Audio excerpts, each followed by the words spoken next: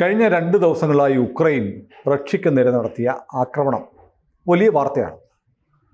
ചിലരൊക്കെ പറയുന്നു റഷ്യയുടെ കഥ കഴിഞ്ഞു, റഷ്യ തീർന്നു, ഇനി റഷ്യ വരത്തില്ല. റഷ്യയുടെ 41 ബോംബർ ജെറ്റുകൾ തകർത്തു. 100ഓളമാണ് ഇവർക്ക് സ്ട്രാറ്റജിക് ആയിട്ട് ന്യൂക്ലിയർ ആയുധങ്ങൾ കൊണ്ടുപോകാൻ കഴിയുന്നത്. ന്യൂക്ലിയർ ആയുധങ്ങൾ വിമാനത്തിൽ മാത്രമല്ല, മിസൈലുണ്ട്, കപ്പലുണ്ട്, അന്തർവാഹിനി, ഇതൊക്കെ റഷ്യക്കുണ്ട്. പക്ഷെ വിമാനത്തിൽ കൊണ്ടുപോകാൻ കഴിയുന്ന കപ്പാസിറ്റിയുള്ള വിമാനങ്ങൾ 100 ഉള്ളൂ. അതിൽ 41 തകർത്തു എന്നാണ് ഉക്രൈൻ പറയുന്നത്. അതുകൊണ്ട് ഇനി റഷ്യ തലപൊക്കത്തില്ല, റഷ്യയുടെ കഥ കഴിഞ്ഞു എന്നുള്ള പ്രചാരണം 2 ദിവസമായി പടിഞ്ഞാറൻ മാധ്യമങ്ങൾ പറയുന്നുണ്ട്. അത് കഴിഞ്ഞ് ഇന്നലെ വാർത്ത വന്നു. ഇന്നലെ കർച്ച് സ്ട്രൈറ്റ്, അതായത് ക്രീമിയയിലേക്ക് 19 കിലോമീറ്റർ കടലിലോട്ട് ഉണ്ടാക്കിയിരിക്കുന്ന പാലം, കച്ച് ബ്രിഡ്ജ്, അത് പുടിനാണ് 2018 ഉദ്ഘാടനം ചെയ്തത്. അതിൻ്റെ കടലിലുള്ള പില്ലറ് അണ്ടർ വാട്ടർ ഡ്രോൺ ഉപയോഗിച്ചൊക്കെ തകർത്തു എന്ന് വീണ്ടും ഒരു SUV അവരുടെ ഉക്രൈൻ്റെ രഹസ്യാന്വേഷണ ഏജൻസി അവകാശപ്പെട്ടു. അവിടെ ഗതാഗതം നിർത്തിവെച്ചു 2 മണിക്കൂർ. അത് കഴിഞ്ഞ് വീണ്ടും പഴയ പോലെ ഗതാഗതം പോകുന്നുണ്ട്. സപ്ലൈ ചെയിനെല്ലാം മുറിച്ചു എന്നാണ് പറയുന്നത്. അപ്പോൾ റഷ്യക്കകത്ത് കടന്നിട്ടാണ്, അതാണ് ഏറ്റവും 4000 കിലോമീറ്റർ വരെ റഷ്യക്കുള്ളിലേക്ക് കടന്നു കയറിയിട്ടാണ് ഉക്രൈൻ. 6000 കിലോമീറ്റർ സൈബീരിയയിൽ പോയിട്ടുണ്ട്. സൈബീരിയ അത് വലിയ വാർത്തയായിട്ട് വന്നില്ലെന്നേ ഉള്ളൂ. അത്രയും ഉള്ളിലേക്ക് രഹസ്യമായി ഡ്രോണുകളെ കടത്തി വിട്ടിട്ടാണ് ഈ ആക്രമണം നടത്തിയത്. റഷ്യ അങ്ങ് അമ്പയെ തകർന്നു പോയി, റഷ്യ ഇനി തീർന്നു എന്ന് പറയുന്നത് വിശ്വസിക്കാൻ കഴിയുമോ? വിശ്വസിക്കാൻ പറ്റില്ല. എന്താന്ന് വെച്ച് കഴിഞ്ഞാൽ ഈ യുക്രൈൻ്റെ കൂടെ ഒരുപാട് ശക്തിയുണ്ട്. 32 രാജ്യങ്ങളുണ്ട്. 32 രാജ്യങ്ങളുണ്ട്. നാറ്റോയുടെ മൊത്തം രാജ്യങ്ങൾ, അമേരിക്ക ഉൾപ്പെടെയുള്ള ശക്തി, ബ്രിട്ടൻ, ഫ്രാൻസ്, ജർമ്മനി തുടങ്ങിയ സകല ആളുകളും, പോളണ്ട്, തൊട്ടയലത്ത് നിൽക്കുന്ന റഷ്യയെ പേടിച്ച് നിൽക്കുന്ന രാജ്യങ്ങളും ഒക്കെ യുക്രൈൻ്റെ കൂടെയാണല്ലോ നിൽക്കുക. പക്ഷേ യുക്രൈനിൽ ഇപ്പം നടത്തിയിരിക്കുന്നത് ഈ ഫസ്റ്റ് പേഴ്സൺ വ്യൂ FPV ഡ്രോണിൻ്റെ ഒരു ആക്രമണമാണ്. ഫസ്റ്റ് പേഴ്സൺ വ്യൂ ഡ്രോൺ എന്ന് പറഞ്ഞു കഴിഞ്ഞാൽ ആ ഡ്രോൺ ഓപ്പറേറ്റ് ചെയ്യുന്ന ആളും ഈ ഡ്രോൺ എന്താണോ കാണുന്നത് അത് മാത്രമാണ് അയാൾ കാണുക. ഈ FPV എന്ന് പറഞ്ഞു കഴിഞ്ഞാൽ എന്തോ വലിയ കോപ്പാണ് എന്ന് വിചാരിക്കേണ്ട കാര്യമില്ല. പരിമിതമാണ്, അതിൻ്റെ ലിമിറ്റഡ് ആണ്. ലക്ഷ്യം, ടാർഗറ്റ് മാത്രമേ ഉള്ളൂ. ഒരു ആത്മഹത്യാ ഡ്രോണുകളാണ്. അത് ചെല്ലുന്നു, അതിന്റെ മുകളിൽ പൊട്ടി വീഴുന്നു. അതായത് ഫസ്റ്റ് പേഴ്സൺ വ്യൂ ഡ്രോൺ എന്താണോ കാണുന്നത് അതാണ് ഈ ഓപ്പറേറ്റർ കാണുക. ചുറ്റുപാടും കാണില്ല ഡ്രോണിൻ്റെ. നല്ല ഡ്രോണുകളൊക്കെ ആണെങ്കിൽ മൊത്തം ആണ് കാണുക, അത് പോകുന്ന സ്ഥലം ചുറ്റും. ഇതിൻ്റെ അകത്ത് ബോഡിയിൽ ഒരു ക്യാമറ വെച്ചിട്ടുണ്ട്, അതുകൊണ്ട് ആ സ്ഥലം മാത്രമേ. പക്ഷേ അത് വേറെ കാര്യമുണ്ട് സാർ, അത് ഏറ്റവും ചെലവ് കുറഞ്ഞ കൂടുതൽ പൈസ 42,000 രൂപയായി. അതാണ് ഏറ്റവും ചെലവ് കുറഞ്ഞ ആയുധം ഉപയോഗിച്ച് ഏറ്റവും മൂല്യവത്തായ അസറ്റുകളെ നശിപ്പിക്കും. ആ ഗുണം അതിനുണ്ട്. അപ്പൊ അത് അങ്ങനെയാണെങ്കിൽ മറ്റേ റഷ്യയുടെ കയ്യിലും ഇതില്ല എന്ന് പറയാൻ പറ്റില്ല. എന്താന്ന് വെച്ചാൽ റഷ്യയുടെ കയ്യിൽ പിന്നെ ഫൈബർ ഓപ്റ്റിക് ഡ്രോണുകൾ ഉണ്ട് എന്ന് പറഞ്ഞിട്ട് കഴിഞ്ഞ ദിവസം വാർത്തകൾ വന്നിട്ടുണ്ട്. എന്താന്ന് വെച്ച് കഴിഞ്ഞാൽ സാധാരണ ഡ്രോണുകൾ റേഡിയോ ഫ്രീക്വൻസിയിലാണ് ഓപ്പറേറ്ററുമായിട്ട് കണക്ട് ചെയ്തത്, അതെ, ആശയവിനിമയം നടത്തുന്നത്. ഇപ്പൊ അവരെന്താന്ന് വെച്ച് കഴിഞ്ഞാൽ കേബിളുകൾ ഉള്ള ഡ്രോണുകൾ റഷ്യ വികസിപ്പിച്ചിട്ടുണ്ട്. അപ്പോൾ എന്താന്ന് വെച്ചാൽ റഡാറുകൾക്ക് കണ്ടുപിടിക്കാൻ പറ്റില്ല. റേഡിയോ ഫ്രീക്വൻസിയാണ് സാധാരണ റഡാറുകൾ പിടിക്കുന്നത്. ഇതെന്താന്ന് വെച്ചാൽ വളരെ തിന്നായിട്ടുള്ള ഫൈബറാണ്, വളരെ തിന്നാണ്. അപ്പോൾ അതുകൊണ്ട് ഇപ്പൊ തന്നെ യുക്രൈനിൽ പല ആളുകളും സൈനികർ പറയുന്നുണ്ട്, ഇനി നമ്മൾ പട്ടാളത്തിൽ തോക്ക് മാത്രമല്ല കത്രയും കൊണ്ട് കിടക്കേണ്ടി വരും, ഈ കേബിള് മുറിച്ച് കളയാന്ന് പറഞ്ഞിട്ട്. അപ്പൊ അവരുടെ കയ്യിൽ, റഷ്യയുടെ കയ്യിൽ ഈ ലോകത്തിൽ ആദ്യമായിട്ട് ഇങ്ങനെ ഓപ്റ്റിക്കൽ ഫൈബർ കേബിളുകൾ വികസിപ്പിച്ച് അടുത്തിടെ യുക്രൈനെതിരെ പ്രയോഗിച്ചതായിട്ട് ഡിഫൻസ് ജേർണലുകളിൽ വാർത്ത വരുന്നുണ്ട്. അത് മാത്രമല്ല, ഈ വാർത്തയൊക്കെ വന്നപ്പോൾ റഷ്യയുടെ വിമാനങ്ങളൊക്കെ തകർന്നു പോയി, റഷ്യയുടെ നടുവൊടിഞ്ഞു എന്നൊക്കെ പറഞ്ഞപ്പോൾ ഞാൻ ഈ അമേരിക്കയ്ക്കും റഷ്യയ്ക്കൊക്കെ എത്ര യുദ്ധവിമാനങ്ങളുണ്ടെന്ന് ഒന്ന് സെർച്ച് ചെയ്ത് നോക്കി. അമേരിക്കയ്ക്കാണ് ലോകത്ത് ഏറ്റവും കൂടുതൽ വിമാനങ്ങൾ ഫൈറ്റർ ജെറ്റുകൾ മാത്രമല്ല, ആർമി വിവിധ കാര്യങ്ങൾക്ക് ഉപയോഗിക്കുന്ന ട്രാൻസ്പോർട്ട് വിമാനങ്ങൾ ഉൾപ്പെടെ 13,000 വിമാനങ്ങൾ അമേരിക്കയ്ക്ക് ഉണ്ടെന്നാണ്. 13,000. റഷ്യക്ക് ഫൈറ്റർ ജെറ്റ്സ് മാത്രം 4,255 ഉണ്ട്. അങ്ങനെ ഒരു കണക്കാണ് കാണുന്നത്. അപ്പോൾ ഈ 100 41 പോയാലും ബാക്കി 4,255 ഉണ്ട്. അതൊക്കെ ന്യൂക്ലിയർ കേപ്പബിലിറ്റി ഉള്ളതാക്കി മാറ്റാൻ കഴിയും വേണമെങ്കിൽ. പിന്നെ എന്താന്ന് വെച്ചാൽ ഈ ന്യൂക്ലിയർ ആണവായുധങ്ങളുടെ കാര്യം പറഞ്ഞല്ലോ, അത് ഈ അണുബോംബ് എന്ന് പറയുന്ന സാധനം മാത്രമല്ല, അത് ഈ ചെറിയ പേലോഡുകളായിട്ട് അയക്കാവുന്ന ആണവായുധങ്ങളും ഉണ്ട്.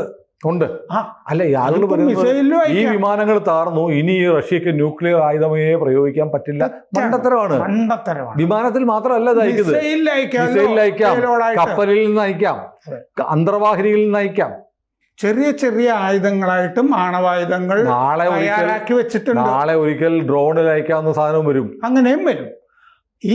ഇപ്പൊ എന്താന്ന് വെച്ചാൽ ഇതിന്റെ അകത്തൊരു സർപ്രൈസ് എലമെന്റ് വന്നു. അതാണ് അത് അപ്രതീക്ഷിതമായി യുദ്ധങ്ങളിൽ പ്രധാനമാണെന്ന് പറഞ്ഞാൽ സുനിലെ, ഈ 3 കൊല്ലം 4 കൊല്ലം 5 കൊല്ലമായിട്ട് നടക്കുന്ന യുദ്ധത്തില് നമ്മൾ സർപ്രൈസ് എലമെന്റിന് വലിയ വാല്യൂ ഉണ്ടോ? ഇല്ല. അത് മാത്രമല്ല സാർ, ഇതിനകത്ത് നമ്മൾ ഓർക്കേണ്ടത് ഇറാഖ് അധിനിവേശം. ഇറാഖിലേക്ക് അമേരിക്കയും സഖ്യസേനകളും ഇരച്ചു കയറിയത് അയാളുടെ സദ്ദാം ഹുസൈൻ്റെ വിനാശകരമായ ഭയങ്കര കാമ്പയിനായിരുന്നു. എന്നിട്ട് എന്താ പേട്രിയറ്റും സ്കഡും തമ്മിൽ കൂട്ടിമുട്ടും എന്നൊക്കെ പറഞ്ഞിട്ട് വലിയ കാമ്പയിനായിരുന്നു. പിന്നീട് മനസ്സിലായി ഇതെല്ലാം പാശ്ചാത്യ ശക്തികൾ, പാശ്ചാത്യ മാധ്യമങ്ങൾ നടത്തിയ ഒരു വ്യാജ നറേറ്റീവായിരുന്നു എന്ന് പറയുന്ന പോലെ. ഇപ്പോൾ ട്രംപ് പറഞ്ഞിട്ടൊന്നും ആരും കേൾക്കുന്നില്ല, പുടിൻ കേൾക്കുന്നില്ല. ട്രംപിന് വലിയ ആത്മവിശ്വാസം, ഞാൻ പറഞ്ഞാലോളം പുടിൻ 1 മണിക്കൂർ കൊണ്ട് യുദ്ധം നിർത്തും എന്നൊക്കെ പറഞ്ഞപ്പോൾ ട്രംപ് ഫോണിൽ വിളിച്ചപ്പോൾ 1 മണിക്കൂർ കഴിഞ്ഞ് സംസാരിക്കാം എന്ന് പറഞ്ഞൊരു പുടിനുണ്ട്. ഞാനൊരു മീറ്റിങ്ങിലാണ്, 1 മണിക്കൂർ കഴിഞ്ഞ് വിളിക്കാൻ പറയുമെന്ന് സെക്രട്ടറി വിളിച്ച് പറഞ്ഞു. ട്രംപിന് ഭയങ്കര നാണക്കേടായി പോയി. അപ്പോൾ പുടിൻ അങ്ങനെ ട്രംപ് വിചാരിക്കുന്ന പോലെ തുള്ളാൻ നിൽക്കുന്ന പാവയൊന്നുമല്ല. അങ്ങനെ വന്നപ്പോൾ ട്രംപിനൊരു പണി കൊടുക്കണമെന്ന് പുടിന് തോന്നിയിട്ടുണ്ടാവും. അല്ല, പുടിനൊരു പണി കൊടുക്കണമെന്ന് ട്രംപിന് തോന്നിയിട്ടുണ്ടാവാം. അതിൻ്റെ ഭാഗമായി ഒരു ആക്രമണം നടക്കുന്നു. സെലൻസ്കിയെ അപമാനിച്ചു വിട്ട ട്രംപ് സ്വാന്തനിപ്പിക്കുന്നു, കുറച്ച് സപ്പോർട്ട് കൊടുക്കുന്നു, കുറേ മിസൈൽ കൊടുക്കുന്നു, നീ ഒരു പണി കൊടുക്കുന്നു പറഞ്ഞു. എന്നിട്ട് ഈ പ്രൊപ്പഗാൻഡ വാർ, റഷ്യ ആകെ തകർന്നിരിക്കുന്നുള്ള വലിയ ട്രമൻഡസായ ഒരു കാമ്പയിൻ നടത്തുന്നു. ഞാനിപ്പോൾ ഈ ഒരു കണക്ക് നോക്കിയിരുന്നു. 2022 മുതൽ ഫെബ്രുവരി ഈ കഴിഞ്ഞ ഫെബ്രുവരി വരെ ഉക്രൈൻ റഷ്യയുടെ 367 വിമാനങ്ങളും 328 ഹെലികോപ്റ്ററുകളും വെടിവെച്ചിട്ടു എന്നാണ് പറയുന്നത്. അവിശ്വസനീയമാണ്. അതിന് സാധ്യതയുണ്ടോ? ഒരു സാധ്യതയില്ല. അപ്പോൾ ഇതൊക്കെ ഇങ്ങനെ പെരുപ്പിച്ച് കണക്കുണ്ടാക്കിക്കൊണ്ട് റഷ്യ ഒന്നുമല്ല, റഷ്യ തോറ്റു എന്ന് പറയുന്ന ഒരു നറേറ്റീവ് ബിൽഡിംഗ് ആണോ? അതായത് പണ്ടൊക്കെ ഈ ശീതസമരകാലത്ത് സോവിയറ്റ് യൂണിയനും ഇങ്ങനെ ഒരു ക്യാമ്പയിൻ റൂം തുടങ്ങിയ സാധനങ്ങൾ ടാസ് എന്നൊക്കെ പറയുന്ന അന്ന് വലിയ വാർത്താ ഏജൻസി ഒക്കെ ആയിട്ട് ഇവിടെയൊക്കെ കരുതിയിരുന്നതാണ്. ഇപ്പൊ അവർക്ക് അങ്ങനെ ഒരു മീഡിയ ഇല്ല. അത് സത്യമാണ്. റഷ്യ മീഡിയ പ്രൊപ്പഗാൻഡയിൽ ശ്രദ്ധിക്കുന്നില്ല. അവിടെയാണെങ്കിൽ ഈ ന്യൂയോർക്ക് ടൈംസ് ഒക്കെ പോലെയുള്ള, ഇപ്പൊ ന്യൂയോർക്ക് ടൈംസിലേക്ക് റിപ്പോർട്ട് കണ്ടു കഴിഞ്ഞാൽ നമുക്ക് ഒരു ക്രെഡിബിലിറ്റി ഇല്ല. 7 മണിക്കൂറിനകം ഇറാനിലെ ആക്രമണം നടത്തും ഇസ്രയേൽ എന്ന് പറഞ്ഞ് കഴിഞ്ഞ ദിവസം റിപ്പോർട്ട് ഉണ്ടായിരുന്നു. അത് കഴിഞ്ഞിട്ട് എത്ര മണിക്കൂർ? 70 മണിക്കൂറല്ലേ, 700 മണിക്കൂർ കഴിഞ്ഞു. ഇങ്ങനെ അതും ഒരു ക്യാമ്പയിന്റെ ഭാഗമാണ്. കാരണം എന്താണെന്ന് വെച്ച് കഴിഞ്ഞാൽ നെതന്യാഹു അത്യാവശ്യം ഇടഞ്ഞു നിൽക്കുകയാണ് ട്രംപുമായിട്ട്. കാരണം അവിടെ ആഭ്യന്തര സമ്മർദ്ദമുണ്ട്. ഇങ്ങേർക്ക് അവിടെ ഗാസയിൽ കെട്ടിടങ്ങൾ പണിയണമായിരുന്നു, സുഖവാസ കേന്ദ്രമൊക്കെ ആക്കണമായിരുന്നു. ട്രംപിനും മരുമകൻ ജാവേദ് കുഷ്ണർക്കും, മകളെ കെട്ടിയ ജൂതന്. അപ്പോൾ ജൂതനാണല്ലോ, അപ്പോൾ മകളെ കെട്ടിയിരിക്കുന്ന, അപ്പോൾ അയാൾക്ക് അങ്ങനത്തെ താല്പര്യങ്ങളൊക്കെ കാണും. പക്ഷേ അവിടുത്തെ ആഭ്യന്തര സമ്മർദ്ദം നെതന്യാഹുവിനോട് പറയുന്നത് ഗാസ അവർ പിടിച്ചടക്കി, അവരുടെ സെറ്റിൽമെന്റ് ആകണം എന്നുള്ളതാണ്. 2048 ആവുമ്പോൾ, 100 വർഷം കഴിയുമ്പോൾ ഇയാളുടെ അജണ്ടയും മറ്റേ അജണ്ടയും യോജിക്കില്ല. ഈ പ്രൊജക്ട് ഇസ്രയേൽ എന്ന് പറയുന്നത് ഈ വിശാല ഇസ്രയേൽ എന്നുള്ള അവരുടെ എക്കാലത്തെ സ്വപ്നമാണത്. അത് ആഗോള ജൂതന്മാരുടെ തന്നെ സ്വപ്നമാണ്. അവർക്ക് കാശിന് പഞ്ഞമില്ല. എല്ലായിടത്തും ഭരണം നിയന്ത്രിക്കുന്നത്, ബാങ്കുകൾ നിയന്ത്രിക്കുന്നതൊക്കെ അവരാണ്. വലിയ റോത്ത്ഷൈൽഡ് എന്നൊക്കെ പറഞ്ഞ കുടുംബങ്ങളൊക്കെ ഇല്ലേ. അമേരിക്കയിലെ ഭരണം പോലും നിയന്ത്രിക്കുന്നതൊക്കെ അത്തരം ആളുകളല്ലേ. കിസിഞ്ചറിനെ പോലെയൊക്കെയുള്ള ആളുകൾ എല്ലാവരും ഒരുമാതിരി ജൂതന്മാരും ഒക്കെ ആയിരുന്നില്ലേ. അപ്പോൾ ഈ റഷ്യയെ സംബന്ധിച്ച് ഈ ക്യാമ്പയിൻ ഉണ്ടെന്നുള്ളത് ശരിയാണ്. കാരണം ട്രംപിനെ പുടിൻ തള്ളിയിരിക്കുന്നു. മാത്രമല്ല ഈ സമാധാന ശ്രമങ്ങളിലൊന്നും ഒരു കാര്യമില്ല എന്ന് ഒരേ സമയം ഖമനയും പറഞ്ഞു, നെതന്യാഹുവും പറയുന്നു. പിന്നെ ഇയാൾ ഇങ്ങനെ വേണ്ടാത്തവർക്ക് വേണ്ടി സമാധാനം ഉണ്ടാക്കാനായിട്ട് ട്രംപ് നടക്കുന്നതിൻ്റെ കാര്യം എന്താണ്? അപ്പോൾ ഈ ഭയങ്കരമായ പ്രചാരണം റഷ്യക്കെതിരെ ഈ നടക്കുന്നുണ്ടെന്നുള്ളത്. എന്നാലും ഇസ്താംബൂളിൽ റഷ്യയും ഉക്രൈനും തമ്മിലുള്ള ചർച്ച നടക്കുന്നുണ്ട്. ഈ 2 ദിവസത്തെ ആക്രമണത്തിന് ശേഷവും ഈ ചർച്ചയിൽ നിന്ന് റഷ്യ പിന്മാറിയില്ല. റഷ്യയോ പുട്ടിനോ കഴിഞ്ഞ 3 ദിവസത്തിനിടയിലുണ്ടായ ഈ സംഭവവികാസങ്ങൾ ലോകമാകമാനം റഷ്യക്ക് വലിയ തിരിച്ചടി, റഷ്യ തകർന്നു, റഷ്യ ഇനി എണീക്കത്തില്ല, നടുവൊടിഞ്ഞു എന്നൊക്കെ കാമ്പയിൻ നടന്നിട്ടും നടന്നുകൊണ്ടിരിക്കുമ്പോഴും പുടിൻ മിണ്ടുന്നില്ല, റഷ്യ മിണ്ടുന്നില്ല. എന്തായിരിക്കും കാരണം? അതിന്റെ കാരണം എന്താന്ന് വെച്ച് കഴിഞ്ഞാൽ ഏത് യുദ്ധവും ഇങ്ങനെ നടന്നു കഴിഞ്ഞാൽ ഒരു മറുപടി ഉറപ്പാണ്. ആ മറുപടി എന്താണെന്നുള്ള വലിയ ആശങ്കയിൽ തന്നെയാണ് ഈ യുക്രൈനെ ഇങ്ങനെ ആക്രമിക്കാനായിട്ട് പ്രേരിപ്പിച്ചവരും അതിന് നിന്നുകൊടുത്ത സെലൻസ്കിയും ഈ വലിയ രാഷ്ട്രങ്ങളുമൊക്കെ. മറുപടി എപ്പോൾ എന്നുള്ളത് മാത്രമാണ്. കാരണം നമ്മൾ പഹൽഗാമിന് മറുപടി പറയാനായിട്ട് 2 ആഴ്ച എടുത്തില്ലേ? അത്രയും സമയമൊക്കെ ഈ സന്നാഹത്തിനും ഒരുക്കത്തിനും വേണ്ടേ? ഇറാനെ തിരിച്ചടിക്കാൻ ഇസ്രായേൽ 1 മാസത്തിലേറെ എടുക്കും. കാരണം എന്താന്ന് വെച്ചാൽ എല്ലാം കൃത്യമായിട്ട് ഇപ്പൊ ഇവര് 1.5 കൊല്ലം പ്ലാൻ ചെയ്തു എന്നാണ് പറഞ്ഞേ. 1.5 കൊല്ലം പ്ലാൻ ചെയ്തിട്ട് ട്രക്കുകൾ അതിൻ്റെ അകത്ത് കിടത്തി താവളത്തിൻ്റെ ഒക്കെ അടുത്ത് കൊണ്ടുപോയി ട്രക്ക് ഇട്ടു. പിന്നെ മേൽക്കൂര ക്യാബിൻ്റെ തുറന്ന് ഈ ഡ്രോണുകൾ പറക്കുമായിരുന്നു. ഈ മുർമാൻസ്ക് ഉൾപ്പെടെയുള്ള എല്ലായിടത്തും കൊണ്ടുപോയി ഇതിട്ടു. അതിൻ്റെ അകത്ത് മറ്റേ പാളിച്ചയുണ്ട്, ഇന്റലിജൻസ് വീഴ്ചയുണ്ട്, കാര്യങ്ങളുമുണ്ട്. പക്ഷെ ഇനിയുള്ള ആക്രമണം, ഇപ്പൊ പേൾ ഹാർബർ ആക്രമണത്തിനെ പറ്റി നമ്മൾ പറഞ്ഞപ്പോൾ ഈ യമാമോട്ടോ എന്ന് പറഞ്ഞ പട്ടാള മേധാവി ജപ്പാനിൽ കരുതിയത് അങ്ങനെ നമ്മൾ ചെയ്തു കഴിഞ്ഞാൽ അമേരിക്ക നമ്മുടെ അടുത്ത് മധ്യസ്ഥം സംസാരിക്കാൻ വരുന്നതാണ്.